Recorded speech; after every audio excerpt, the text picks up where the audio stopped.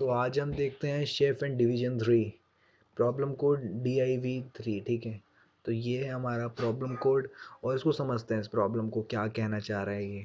ठीक है, chef want to host some division 3 contest, chef has n setters who are busy creating new problems for him। तो chef के पास chef एक contest रखना चाहता है, div 3 कॉन्टेस्ट, उसे कंफ्यूज मत होना, बस एक कॉन्टेस्ट का नाम है। ठीक है, उसके पास n सेटलर्स हैं, वो are busy in creating new problems, और I settler has made AI problem where 1 से लेके n तक जा रहे हैं आई। ठीक है, इतनी बात क्लियर है। नेक्स्ट, डिवीजन 3 कॉन्टेस्ट के पास k प्रॉब्लम्स होनी चाहिए और chef want to plan for the next d days तक।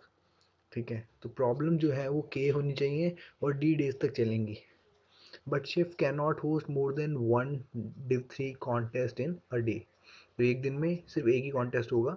Given these constraints, you can help Shift find the maximum number of Division 3 contests that can be hosted in these 3 days। Sorry, in D days। तो D days में कितने contest हो सकते हैं? ठीक है, तो इनपुट में हमारे पास पहले टेस्ट केसेस होंगे, देन NKD होंगे। N मतलब नंबर ऑफ टेस्ट, मतलब नंबर ऑफ क्या बोलते हैं, शेफ सेटलर्स, कितने लोग हैं हमारे पास काम करने वाले। की हो जाएंगी प्रॉब्लम्स एंड डी हो जाएंगे दिन, और इतने सारे प्रॉब्लम्स बनाएंगी। अगर 2 सेटलर्स होंगे, मान लो 2 आदमी काम पे लगे हैं, तो 2 लोगों ने प्रॉब्लम बनाई, एक ने मान लो 5 बनाई, दूसरे ने 6 प्रॉब्लम बना दी। ठीक है, तो अभी देखते हैं, अभी समझने में थोड़ी दिक्कत होगी आपको, आगे मैं सब क्लियर कर रहा हूँ। ठीक है, थोड़ा पेशेंस रखें। तो आउटपुट है, for each test case print a single line containing 1 integer, the maximum number of div 3 contest that can be host in D days. तो देखो, कंस्ट्रेंट जो है वो 10 की पावर 7 तक है ना, रिस्पेक्टिवली 3 से लेके सारी चीज़ें दे रखी हैं। सब टास्क है हमारे पास 40 पॉइंट्स का, और हमारे ओरिजिनल कंस्ट्रेंट ही है हमारे 60 पॉइंट्स के लिए। तो सैम्पल कुछ ऐसा है, देखो 5 लिखा है, यानी नंबर ऑफ टेस्ट केसेस 5 है। ठीक है, 1 2, ये वाला 2 3 4 और 5। ठीक है, इतनी बात क्लियर। और ये 1 जो है वो n है, 5 जो है वो k है। मैं थोड़ा बड़ा कर देता हूँ। ठीक है, हाँ, इसको थोड़ा इस साइड कर रखा है। 1 जो है वो n है, 5 जो है वो k है, 31 जो है वो d है। तो कहने का मतलब क्या है, और 4 जो है वो 4 प्रॉब्लम्स है हमारे पास। मेरे पास एक आदमी है जो जिसने 4 प्रॉब्लम्स बना रखी हैं। ठीक है, ये क्वेश्चन सेटलर है, एक आदमी तो 4 ही प्रॉब्लम बनाएगा। ठीक है, मतलब एक आदमी है तो एक ही बनाएगा ना प्रॉब्लम। मान लो यहाँ 2 थे तो यहाँ 2 बना रहे हैं, यहाँ 2 हैं तो यहाँ 2 बना रहे हैं, यहाँ 3 है तो यहाँ 3 बना रहे हैं। ठीक है, तो अब आगे समझते हैं। एक आदमी है, वो 4 प्रॉब्लम बना रहे हैं, और एक कॉन्टेस्ट के अंदर 5 प्रॉब्लम होनी चाहिए मैक्सिमम, और 31 दिन का टाइम इंटरवल है।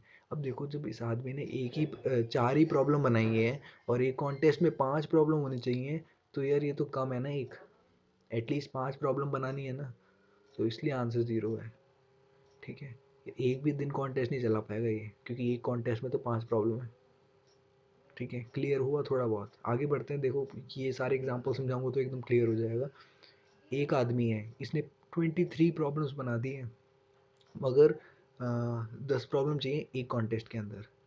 तो 23 और 10 क्या समझ में आ रहा है कि एक कॉन्टेस्ट में 10, दूसरे कॉन्टेस्ट में भी 10, तो 20 हो गई, और 3 और, तो और कोई कॉन्टेस्ट हो नहीं पाएगा, है ना।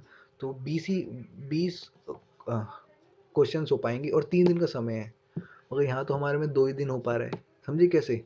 10, पहले दिन 10 प्रॉब्लम सॉल्व करवा दी, दूसरे दिन 10 करवा दी, तो 20 हो गए। अब 23 थे, ठीक है, 23, तो 3 बच गए। अब 3 के से कुछ नहीं कर सकते, तो यहाँ 3 है ना, तो मैक्सिमम 3 था, मगर हम यहाँ सिर्फ 2 ही बना सकते हैं। समझ में आया?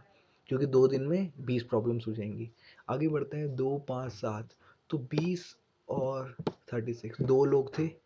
इन दोनों, पहले आदमी ने 20 प्रॉब्लम बना दी और दूसरे आदमी ने 36 प्रॉब्लम्स बना दी, मगर एक कॉन्टेस्ट में तो सिर्फ हमें 5 ही प्रॉब्लम चाहिए और 7 दिन का समय है। तो देखो, 20 में 36 जोड़ो कितना होता है, 56, और एक प्रॉब्लम में, एक कॉन्टेस्ट में 5 प्रॉब्लम चाहिए, तो 5 प्रॉब्लम्स हैं, 56 टोटल प्रॉब्लम्स है, और एक कॉन्टेस्ट में 5 चाहिए, तो 5 10 जो 50 होता है ना। 56 है यानी 11 तक जाएगा, है ना। 56 प्रॉब्लम्स हैं, तो कैसे पार्ट वाइज होगा, 55 तक तो ये 5-5 कर करके 11 दिन तक ये प्रॉब्लम चला सकते हैं, मगर यहाँ तो सिर्फ मिनिमम 7 है ना। 11 दिन का कॉन्टेस्ट बना सकते हैं आराम से, कोई बिना दिक्कत के। फिर भी एक बच जाएगा क्वेश्चन, है ना। 56 टोटल क्वेश्चन है असल में, तो 7 ही है मैक्सिमम, तो यहाँ 7 आंसर आ जाएगा। अगर थोड़ा जैसे यहाँ 31 लिखा था, तो यहाँ 31 होता तो 11 आंसर आ जाता। आगे बढ़ते हैं, 2 5 10, तो यहाँ 2 है, ये 5 है, यहाँ 10 है ना। तो 5 के लिए एक दो लोगों ने ये क्वेश्चन बनाए, एक ने 2 ही बनाए, एक ने 19 बना दिए। 19 में 2 जोड़ा 21 हो गया। अब 2 ही दिन चल पाएगा ये कॉन्टेस्ट, है ना। हाँ सॉरी, 19, 2 दिन नहीं 4 दिन। 19 में 2 जोड़ा 21 हो गए, और 21 को 5 से डिवाइड करो, कितना दिन, 4 दिन चल पाएगा, क्योंकि 5 4 जा 20 होता है। तो 4 दिन तक कॉन्टेस्ट चल पाएगा, 10 दिन है हमारे पास। तो भाई 10 दिन तो बहुत ज़्यादा हैं, हम 4 ही दिन चला पाएंगे, तो इसलिए 4 आंसर आ गया। नेक्स्ट, 3 आदमी है, तीनों ने एक एक क्वेश्चन बनाया, और 3 क्वेश्चन आने चाहिए एक में। तो यार एक ही कॉन्टेस्ट चल पाएगा ना, तीनों को ऐड कर दो, है ना। तीनों ही एक कॉन्टेस्ट में 3 होने चाहिए, भले ही दिन कितने भी हो। 3 होने चाहिए एक कॉन्टेस्ट के अंदर, तो इन सबका सम कर दिया, ठीक है। तो ये एक्सप्लेनेशन से एक बार इसको पढ़ लेना, ठीक है। मैंने समझाई दी अपनी तरफ से। अब सीधा सबमिट करते हैं, मतलब मैं आपको दिखा देता हूँ किस तरह से सबमिशन करा मैंने। तो इसका एक टेम्पलेट होता है, ठीक है, किस तरह से लिखने का तरीका, मतलब पहले से सब कुछ सेट करा हुआ मिलता है ना। तो वो देख देख लेते हैं एक बार। तो ये देखो, ये सब जो है, ये C++14 का टेम्पलेट है। ऐसा पहले से तैयार रखे अपने पास, या मैं आपको डिस्क्रिप्शन में लिंक दे दूंगा इस सॉल्यूशन का। तो देखो, ये पूरा का पूरा आपको बनाने की ज़रूरत नहीं है, हैश डिफाइन सब कुछ कर रखा है ना। तो मैंने सिर्फ आंसर कहाँ से शुरू करा है, यहाँ से शुरू करा है आंसर लिखना। ये सब कुछ पहले से प्री सेटल्ड है। तो देखो मैंने क्या करा, लॉन्ग लॉन्ग इंट ले लिया, क्योंकि हैश डिफाइन यहाँ पे लॉन्ग लॉन्ग हो रखा है, ठीक है। और इसको मैंने लॉन्ग लॉन्ग इंट लेके ये सारी चीज़ों को डिफाइन कर दिया। NTKDA, ए मेरा एक एरे है जिसमें 10⁻6 या 1 2 3 5 है ना। कंस्ट्रेंट के हिसाब से मैंने सेट कर दिया, और सम रखा है। C number of test cases लिए, वाइल n, जब तक टेस्ट केसेस चलेंगे तब तक ये कोड रन करेगा। कोड बहुत सिंपल सा है। C कर दिए मैंने तीनों चीज़ें, और F हो जाएगा I, N, C ठीक है। तो हम सारे के सारे पहले वो ले लेंगे, टेस्ट केसेस, मतलब जो वहाँ पे हो रहा था ना, कितने क्वेश्चन सेट करता है एक आदमी।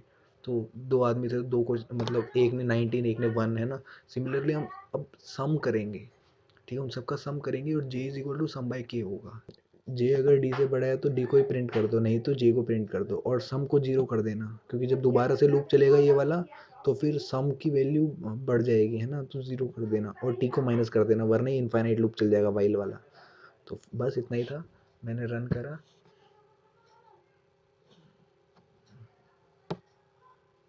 ठीक है।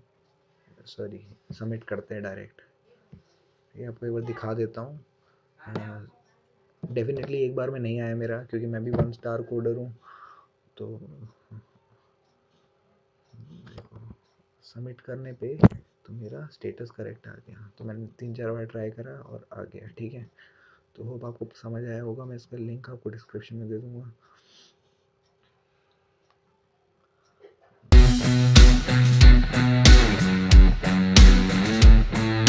करना क्या है ना इसमें, यहाँ पे मैंने LL लॉन्ग लॉन्ग इंट ले लिया, ठीक है, और ये सारी वैल्यू रख ली वेरिएबल के नाम, और सम एक एक्स्ट्रा क्रिएट कर दिया।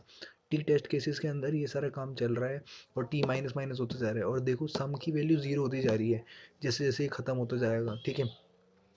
तो 2 लूप चलाए मैंने, पहले लूप से वैल्यू इनपुट होगी, और दूसरे से सम कैलकुलेट होगा, और J is equal to sum by K है, ठीक है। और जे जो है अगर ग्रेटर देन डी है, बराबर है डी से, तो डी ही प्रिंट हो जाए, और दूसरा एल्स जो है सी आउट जे कर दो। तो 2 तरीके हैं, ठीक है, इसको करने के, मतलब 2 वैल्यूज़ आएंगी। तो इस तरह से सॉल्यूशन होगा, मैं डिस्क्रिप्शन में लिंक दे दूंगा। Thanks for watching.